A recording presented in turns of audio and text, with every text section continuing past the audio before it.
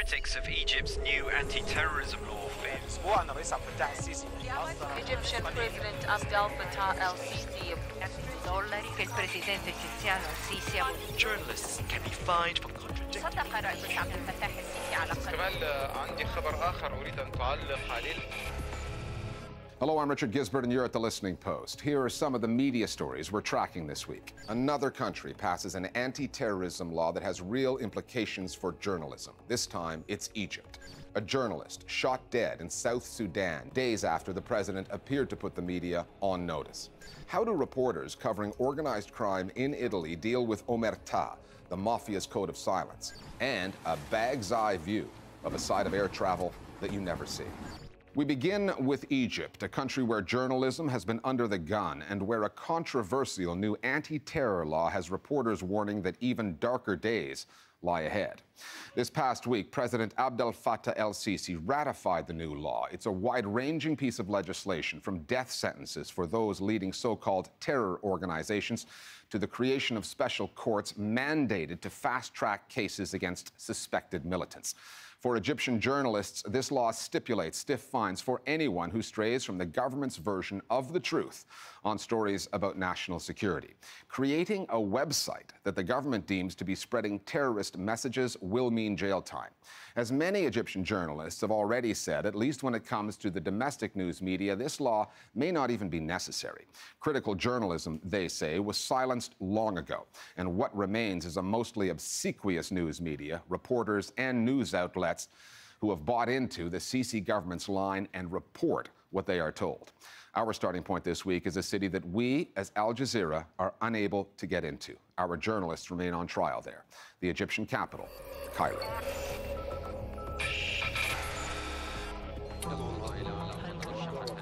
Among the relevant clauses in Egypt's new anti-terror law, Article 29, anyone who creates or uses a website for promoting ideas or ideologies that incite committing terrorism acts, a minimum of 5 years in prison. Article 31, anyone who collects information without authorization, a minimum sentence of 1 year, a maximum of 5 years. Article 35, anyone who broadcasts, spreads, or promotes false information about terrorist attacks, a minimum fine of $25,000, a maximum fine of $64,000. And where this affects the media the most and most directly is with respect to the article on false news. The new legislation criminalizes the publication or broadcasting of false news. What is problematic from a journalistic perspective is how false news is defined. So if you publish numbers that are different to the official numbers given by the military in a combat situation or a terrorist incident, a journalist can be fined to up to £500,000 Egyptian pounds and be suspended for a year from his job. Of course, this will deter many journalists from publishing something that does not toe the official military's line. When this law was first being articulated back in July, one of the military spokespeople said that Egypt is waging a two-pronged war. One is a war on terror, and the second is a war on foreign journalists who are setting out to defame the nature of the Egyptian state. In justifying the law, President el-Sisi has referred to two attacks last month and the way they were covered: the assassination of Egypt's prosecutor general in Cairo, and a series of bombings by militants against military targets in northern Sinai. Of the two stories, the coverage of the one in Sinai proved more contentious. The controversial part was about how many people died. Foreign papers and Egyptian media cited sources in North Sinai saying high numbers. حصيلة الهجمات بحسب المصادر الطبية المصرية وصلت إلى أكثر من 70 قتيلا من صفوف الجيش. And that was a big problem with the government because their story was different.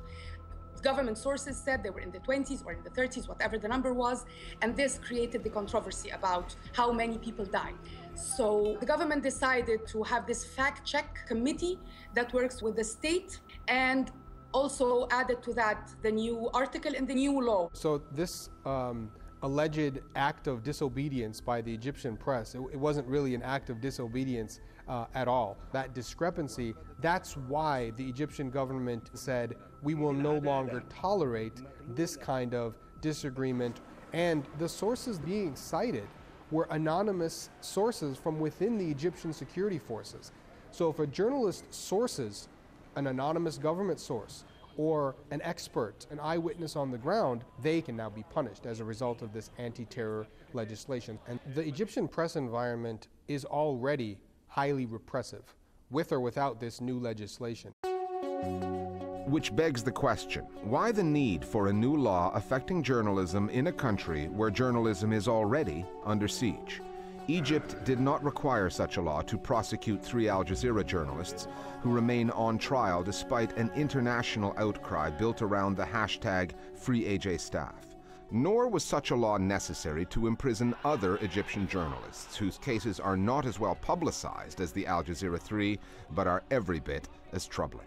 The 19 other journalists that are held in Egypt's prisons today, no one really talks about who they are and why they're there and what's actually happening to them. There isn't a hashtag campaign for the photojournalist who was arrested for reporting on the sit-ins of Rabaa on Nahda squares in 2013. There isn't a hashtag campaign for journalists who worked for Egyptian papers and resigned their jobs because they no longer wanted to continue the state narrative but cannot find work within Egypt and are quite often attacked for being either spies or conduits of other regimes. So it is indeed very, very difficult to be a journalist in Egypt these days. You can be taken at any point, at any time, for any cause. Nothing related to the false news. It's usually affiliation with a terrorist group, which puts them in a completely different category than being charged as a journalist. This is the kind of coverage the government likes to see, unquestioning. Just prior to this month's unveiling of the expanded Suez Canal, an $8.5 billion project, the military put together a video that Egyptian news outlets simply ran uncritically. Then came the newspapers with the fawning headlines. The miracle, said one. Thank God, said another. We approached multiple Egyptian news outlets for comment on this report, as well as the embassy in London and the State Information Service. None agreed to talk. Less than 5 years ago, Egyptian media outlets were different. Many of them fought for their freedoms. They were on the vanguard of what looked like a brave new age of journalism in the Arab world. Those days, heady days for the news media, are gone. The Sisi regime at the moment wants to control the narrative and does not want any dissent in the official state narrative or political narrative or social narrative. And a mistake that they believe Mubarak has done, that he was too lenient on dissent, and he allowed a margin of freedom for some of the media outlets, and also did not monitor well social media outlets like Facebook and Twitter. So the reaction to this is to find a way to control the narrative and to control any form of dissent so that something like January 2011 does not happen again.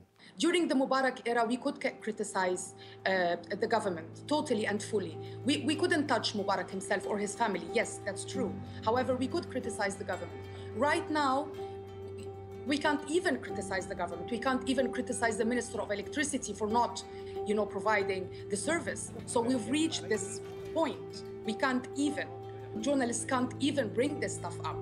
We can't really speak about things anymore, not even the daily struggles of an average Egyptian.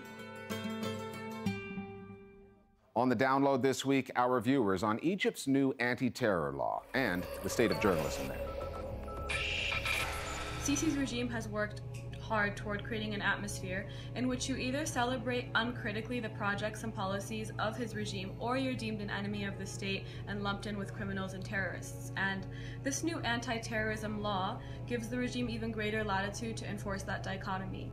As a journalist myself, we mainly face issues not from the government but from the people themselves. It's the people who refuse to see the harsh realities around them and just want to see things in the rhetoric that they believe or that they want, and the Suez Canal coverage shows exactly that.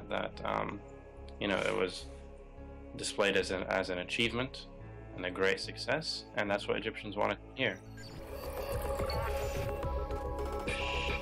Other stories that are on our radar this week. A reporter has been murdered in South Sudan just days after the president there made threatening comments against journalists, suggesting they could be killed for what he called reporting against the country. Peter Julius Moy, who worked for two publications, The Corporate and New Nation, was shot dead in Juba. His colleagues called it a targeted killing, although there is no evidence linking the shooting to what President Salva Kiir said on August 16th, when, having been stung by criticism for refusing to sign a peace agreement, he told reporters that, quote, if anybody among them, meaning journalists, does not know this country has killed people, we will demonstrate it one day on them. There was no immediate response to the subsequent shooting from the authorities. South Sudan has been in a state of civil war for 18 months now, and earlier this month, the government shut down 3 newspapers, the Arabic Al Rai and the English-language Citizen and Free Voice South Sudan. In Dhaka, a British citizen of Bangladeshi origin has been arrested and accused of planning the murders of secular bloggers there. Paramilitary forces apprehended Tuhidur Rahman August 17th. They allege he was behind the killings of Avijit Roy and Ananta Bijoy Das, 2 of the 4 bloggers killed this year in the capital. 2 others are accused, along with Rahman, of working for the Ansarullah Bangla team, an al-Qaeda-inspired radical organization banned last May. In a separate case, Niloy Neal, an atheist blogger, was hacked to death by 6 assailants August 7th, and 2 suspects, also alleged members of the Ansarullah Bangla team, were arrested 1 week later. 17 journalists have reportedly been murdered in Bangladesh since 1992, and despite the government's repeated promises to break the cycle of impunity, most of those cases have gone unsolved. The news channels got the content on the cheap. The producers made big money from their clients and various governments, and the audiences thought that they were watching news, only it was more like propaganda. After an investigation lasting 4 years, Britain's broadcasting regulator, Ofcom, has concluded that BBC World and CNN were among those who repeatedly broke the rules on impartiality and sponsorship by airing programs funded by foreign governments, charities, and NGOs. Ofcom found that BBC World and CNN paid as little as £1 for programs such as extended interviews with the Malaysian Prime Minister Najib Razak and Gamal Mubarak, the son of the former Egyptian president. Both governments were clients of a London-based PR and media company called FBC Media, partly owned by former CNN presenter John Defterios. This story was broken by the Independent newspaper in the UK, which reported that FBC Media was paid £17 million by the Malaysian government for media and PR work. The BBC apologized for this practice back in 2012, and CNN now says that it accepts that a very small portion of our sponsored content fell under what Ofcom categorizes as current affairs, which, under UK regulations, may not be sponsored. With an estimated annual turnover of $150 billion, it represents one of Italy's biggest businesses, the Mafia. It operates in the shadows and under the rule of omertà, the code of silence, and bad press can be bad for business. Its various regional branches, the Camorra in Naples, the Sicilian Cosa Nostra, and the 'Ndrangheta in Calabria, and what's recently come to be called the capital mafia in Rome, all work hard to prevent the media digging into their affairs. Cold-blooded murders of prying journalists are mostly a thing of the past, but threats and intimidation remain a big problem. Many who report on organized crime accept that living in fear comes with the territory. And since the mainstream news media in Italy tend to cover the mafia story only when there are some major arrests or big names involved, most of the investigative work is left to local reporters with little reach, tiny budgets, and no protection. And that makes it easier for the mafia to infiltrate the local media and spin its own story. The Listening Post's Paolo Ganino from Palermo now on the troubled relationship between the mafia and the Italian media.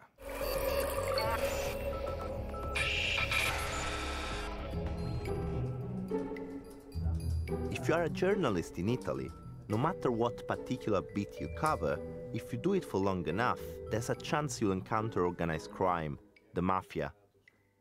Then it's decision time. You can either steer clear of the story or prepare for what's to come. Your home can be firebombed, or your car. Bullets can end up in your mailbox. Over the past 5 years alone, 2,000 journalists say they have been threatened. Dozens of them live like Pino Magnaci and Lirio Abate do, under police protection. When you live with the mafia, you get to know its language. First, they send you a signal. Maybe a colleague will tell you to be careful, that they are upset, that there are friends who are unhappy with what you're writing. You could find a dead animal outside your house, or they can break into your house to make you understand that they can come and go as they please, that you are in their grip. If you can live with that and you face it down, then they move on to other methods. Poi arrivano ad altro. Some years back, the police commissioner got in touch with me. A mafia informer had been arrested, and he claimed that various mafia bosses from the Palermo province had decided to kill me. This was 2008, 2009, so I have now been under police protection for 7 or 8 years. I have to say it's not easy, but obviously we accept it for the sake of our work. The latest threats came last December, when we found my dogs hanged. The Mafia doesn't like media coverage, and it likes it even less when it hits the headlines. Up until 2009, Lirio Abate reported on the Sicilian Mafia from Palermo for the news agency ANSA and La Stampa newspaper. He exposed links between politicians and the notorious boss of bosses, Bernardo Provenzano, who is now serving multiple life sentences. Abate was publicly threatened by local mobsters and moved to Rome.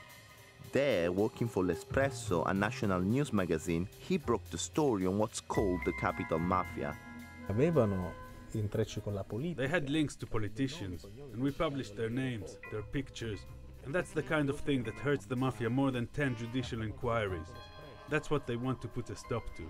But no other newspaper echoed what I'd written, and we were left completely on our own. Siamo rimasti soli. We do have a self-censorship problem, but I think that the majority of journalists who've received Mafia threats have responded with great professional dignity. And I'm not even thinking about journalists from the major newspapers who are well-resourced and high-profile enough for that to be their first line of defense. I'm talking about local, small-town journalists, freelancers, reporters from villages in Calabria and Sicily, people under 30 who earn €3 per article.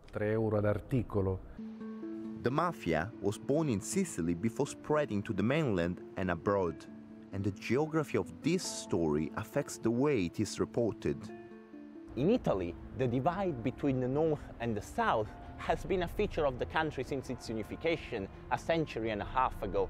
Like most of Italy's industries, the mainstream news media are not based here in the south, but further north, in Rome and Milan, where the money is and the power lies. That reflects in the coverage of the South in general and the Mafia story in particular.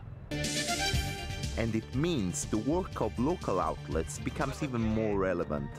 Teleiato is a small family-run TV station based in Partinico, just west of Palermo, Sicily's capital. Known for its anti-mafia reporting, its daily news bulletins, hosted by Pino Magnaci, attract up to 150,000 viewers, big numbers for a local news market. Good journalism has to cut deep. It becomes indispensable to the community.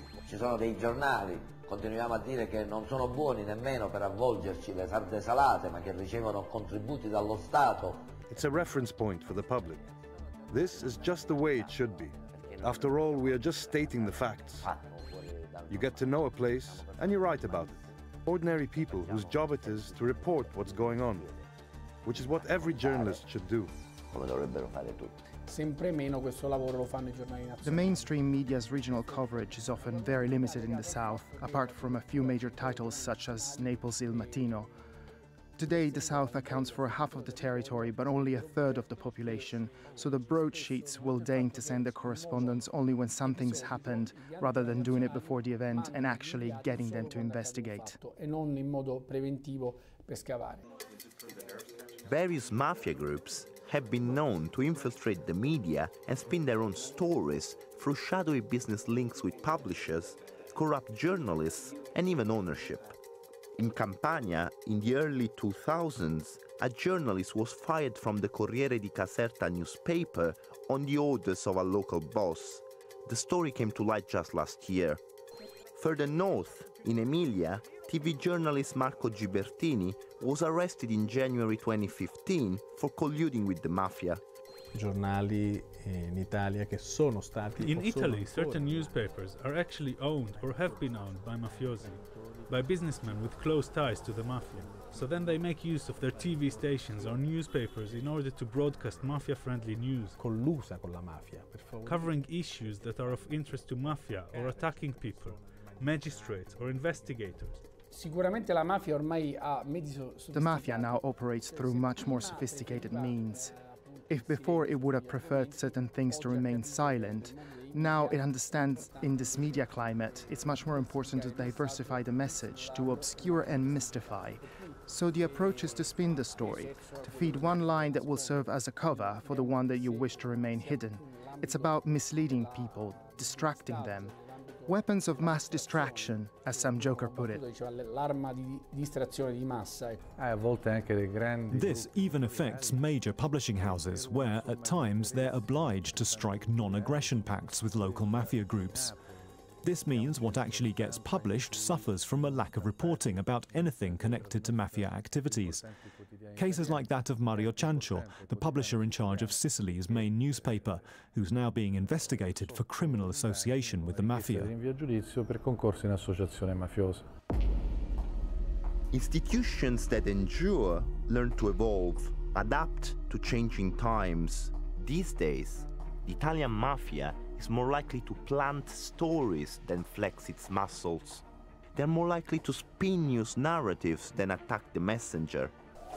They have moved beyond omertà, the hard and fast code of silence, and towards a more subtle media strategy. And in that respect, they're not unlike the government, the church, and the other Italian institutions with whom they share power.